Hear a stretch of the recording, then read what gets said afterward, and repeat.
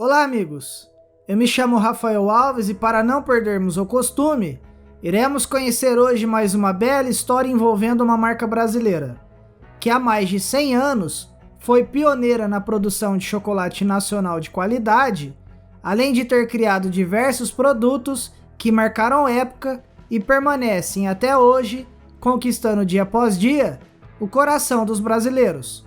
Mas antes de continuarmos com a história de hoje, eu quero te convidar a fazer parte do canal, e caso você queira conhecer a história de alguma marca que ainda não foi contada, deixe então nos comentários que irei gravar um vídeo contando a história dela o mais breve possível.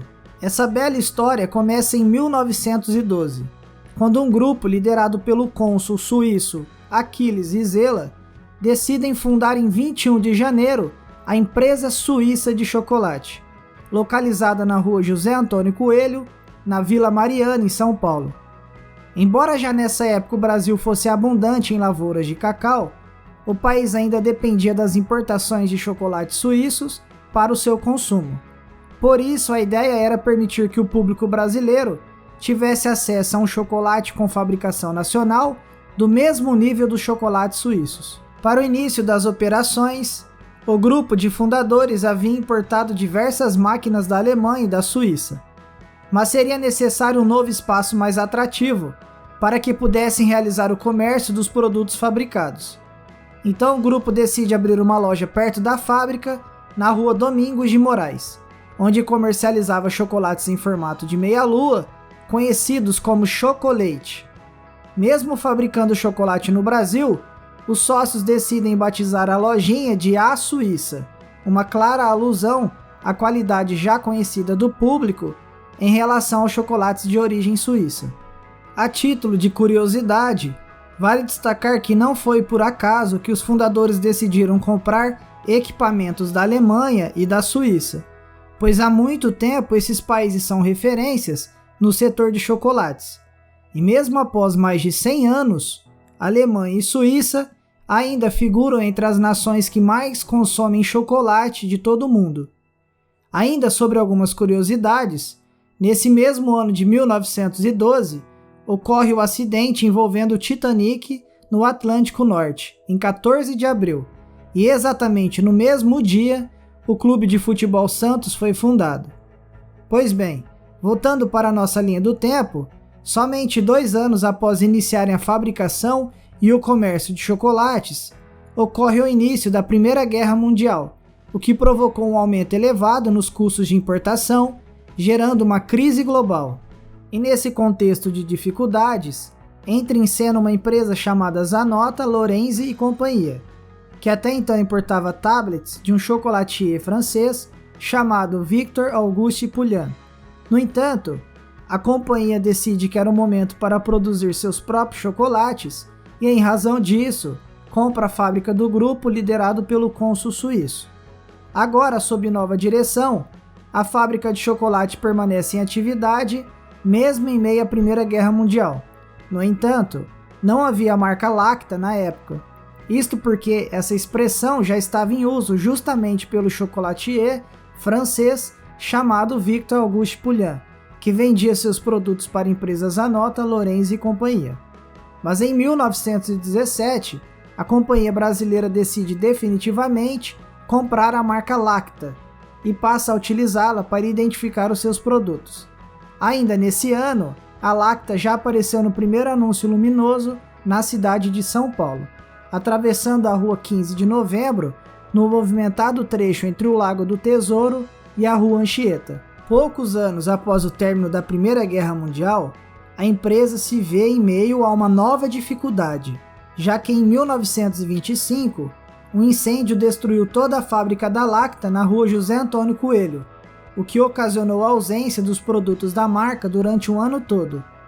Mas após aparentemente se recuperar desse infortúnio, a Lacta se vê em mais um momento delicado de sua história, pois em outubro de 1929 ocorre a quebra da Bolsa de Nova York, dando início à Grande Depressão. Tal crise impactou diretamente nas exportações de café, e como a economia do país estava intimamente ligada ao café, todo o setor industrial sofreu com os impactos da recessão econômica. Como resultado, a Zanota, Lorenzi e companhia foi forçada a entrar com um pedido de concordata no ano de 1930, da qual conseguiu sair no ano de 1933, época em que, além de lançar o primeiro chocolate crocante da Lacta em 1932, a empresa também contou com as vendas do seu Guaraná espumante. Mas ainda não era hora de comemorar. Com os rumores de uma possível Segunda Guerra Mundial na década de 30, todo o cenário econômico já se preparava para tempos difíceis. E somado a isto, a detentora da Lacta, que também atuava com guaranás espumantes, passou a encarar uma forte concorrência de sua grande rival, a Guaraná Champanhe Antártica, que até certo ponto, não possuindo mais recursos financeiros para manter a disputa com o Guaraná Antártica, a Zanota, Lorenzi e companhia declara sua falência no ano de 1937. No ano seguinte, um grupo liderado pelo jornalista e empresário Assis Chateaubriand passa a assumir o controle da Lacta, a qual passaria a ser de propriedade do empresário e político Adhemar Barros, anos mais tarde, o qual foi prefeito e governador de São Paulo. Um dos mais famosos chocolates da Lacta, o Diamante Negro, foi lançado durante a Copa do Mundo de 1938, cuja inspiração teria sido o jogador de futebol Leônidas da Silva, que havia sido apelidado por um jornalista francês de Diamante Negro, e até hoje é lembrado por ser o inventor da bicicleta no futebol, realizando o primeiro gol dessa forma no ano de 1932. A seleção brasileira chega ao fim da competição no terceiro lugar e Leônidas fica com os títulos de artilheiro e melhor jogador do torneio. E assim que a seleção volta para o país, o atleta assina o contrato com a Lacta para dar nome ao chocolate, participando inclusive de propagandas do chocolate em rádios e jornais. Ainda em 1938, o bombom Sonho de Valsa é lançado, cujo nome teria sido inspirado em uma obra de Oscar Strauss, de 1907, o qual era composto por um wafer recheado com uma massa de castanha de caju e coberto com 2 camadas de chocolate. No início, o bombom era vendido apenas por quilo em bombonieres finas e quase sempre era consumido por mulheres. Mas em 1942, com o intuito de atrair o público masculino, a Lacta aumentou o tamanho do bombom e passou a vendê-los por unidades em estabelecimentos populares, se tornando um dos principais símbolos de casais de namorados e um verdadeiro sucesso para a companhia. A década de 40 marcaria não só a história da Lacta, mas de toda uma nação, pois em 1940 a Lacta se torna a primeira empresa a produzir ovos de Páscoa no Brasil, embalando-os em celofane, além de numerá-los conforme o seu tamanho, nascendo assim uma tradição que persistiria até os dias atuais. A Lacta também passou a utilizar a parreira de ovos com a inserção de estruturas de madeira acima das gôndolas, nas quais os ovos podiam ser pendurados. A ideia era que os consumidores escolhessem seus ovos e depois o colhessem, assim como é feito com uma fruta na árvore. Mas não para por aí. A companhia não perde tempo e lança a marca Bis no ano de 1942, o qual inicialmente era vendido separadamente, até que numa jogada de marketing, já que os consumidores raramente compravam apenas um bis, a Lacta aposta numa nova embalagem contendo 20 unidades, envolvidas por uma capa transparente de celofane, e justamente por serem pequenos, poderiam ser levados na bolsa e consumidos a qualquer momento do dia, e se tornou um dos maiores sucessos da companhia. Com o aumento nas produções da Lacta, que nessa altura já vendia uma enorme quantidade de ovos de Páscoa, além de contar com 3 grandes sucessos, o Diamante Negro, o Sonho de Valsa e o Bis, a empresa se vê obrigada a expandir sua capacidade de fabricação e armazenamento, e após 10 anos de construção, inaugura no ano de 1957 sua nova fábrica no Brooklyn, gerando muitos empregos na época. No ano de 1962, é lançado o primeiro chocolate branco do Brasil, o Laca, que rapidamente caiu no gosto dos brasileiros. E no mesmo ano, outra marca de sucesso seria lançada, o bombom Ouro Branco, que foi inspirado no Sonho de Valsa, porém coberto com chocolate branco. Outra marca que surgiu na década de 60 foi o Confete, representando a primeira marca do segmento de pastilhas confeitadas do Brasil. Em 1963, a Jacob Suchard Company, da Suíça, dona do mundialmente conhecido chocolate Milka de 1901, adquire 40% das ações da Lacta e 5 anos mais tarde abriria seu capital na Bolsa de Valores. Contudo, o controle acionário da Lacta ainda permanecia com a família Barros. No ano de 1966, o dono da Lacta e então governador de São Paulo, Adhemar de Barros, é afastado de seu cargo pelo presidente da República, Castelo Branco, e tem seus direitos políticos cassados por 10 anos, sendo exilado na França, onde morreu em 1969, aos 67 anos de idade. Mas a Lacta não ficaria sem donos, muito pelo contrário. Nesse período a empresa já era representada por Adhemar de Barros Filho, que era filho do ex-governador e dono da companhia. Anos mais tarde, as 3 principais empresas brasileiras fabricantes de chocolates, Lacta, Garoto e Nestlé, criam em conjunto o Conselho Nacional de Expansão do Consumo Interno de Chocolate, com a sigla CONEC, no ano de 1971, com o intuito de identificar as causas do baixo consumo de chocolate no Brasil, época em que se inicia uma grande campanha publicitária em âmbito nacional, visando incentivar o consumo de chocolate no país, campanha essa que durou quase uma década, e dizia que o chocolate também era alimento e dava energia. Foram realizados estudos com a finalidade de comprovar que chocolate não era responsável por acnes e muito menos atacava o fígado, como alguns acreditavam. Além do trabalho feito em comunicação visando demonstrar os benefícios do chocolate na alimentação, para assim deixar aquela imagem de guloseima dispensável.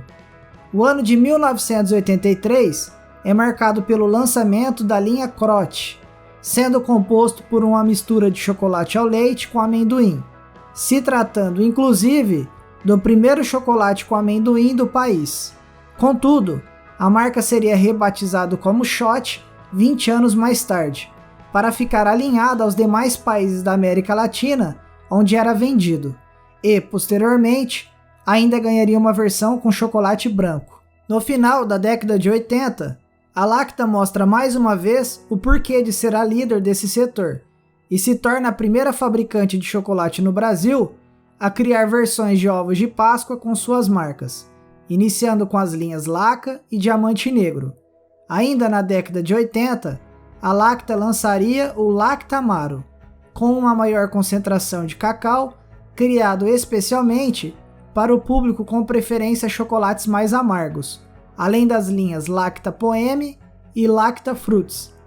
Após lançar a Amandita em 1991, a Lacta surpreende já no ano seguinte com o bem-sucedido lançamento da marca Lance, que trouxe ao mercado brasileiro um chocolate inédito, recheado com delicioso creme de avelã, conquistando o coração dos brasileiros. Fruto de muita dedicação e inovação, mesmo após superar 2 guerras mundiais, a Grande Depressão Econômica e outros momentos de instabilidade política e econômica no país, no ano de 1993, a Lacta já se encontra consolidada como líder do mercado nacional, se tornando a 3ª maior produtora mundial de chocolate, com liderança absoluta no segmento de bombons, e entre os 10 chocolates mais vendidos no Brasil, 8 eram da Lacta.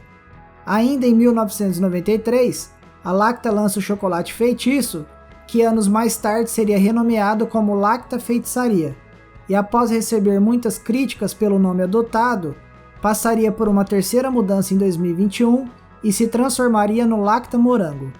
Mas não para por aí.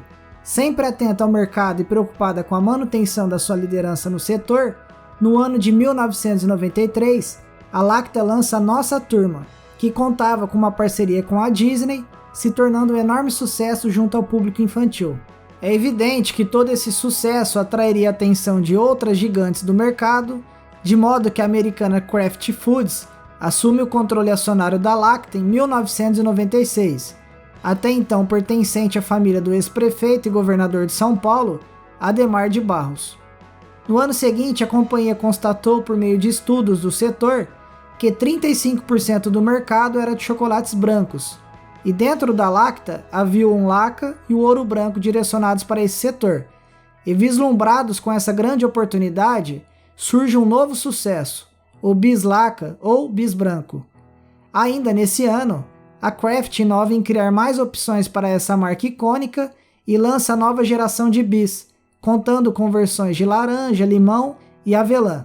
A empresa americana continuou investindo em inovação e ainda no final da década de 90, lança o Laca Cereais, que tempos mais tarde teria sua produção encerrada. No ano de 2001, a Lacta decide transferir sua produção de São Paulo para Curitiba, justificando a ausência de estrutura na unidade do Brooklyn, e assim inaugura a nova fábrica de Curitiba. Em 2002, a Lacta decide apostar na versão de chocolate branco do famoso bombom Sonho de Valsa. E pouco tempo depois, em outra aposta inusitada, decide lançar a linha Lacta Stick, uma barrinha de chocolate de 10 gramas direcionada ao consumidor de impulso, que na época tinha como preço sugerido ao varejo 50 centavos. Segundo a própria companhia, a ideia por trás do produto era atingir o público que quer comer chocolate sem culpa. Nesse mesmo ano seriam lançados o Lacta Joy para o segmento de tablets médios, além do Lacta Cookies.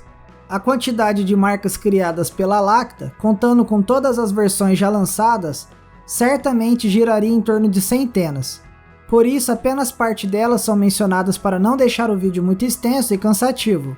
No futuro, pretendo criar vídeos específicos sobre as principais marcas da companhia, tais como Diamante Negro, o Bombom Sonho de Valsa e o Bis.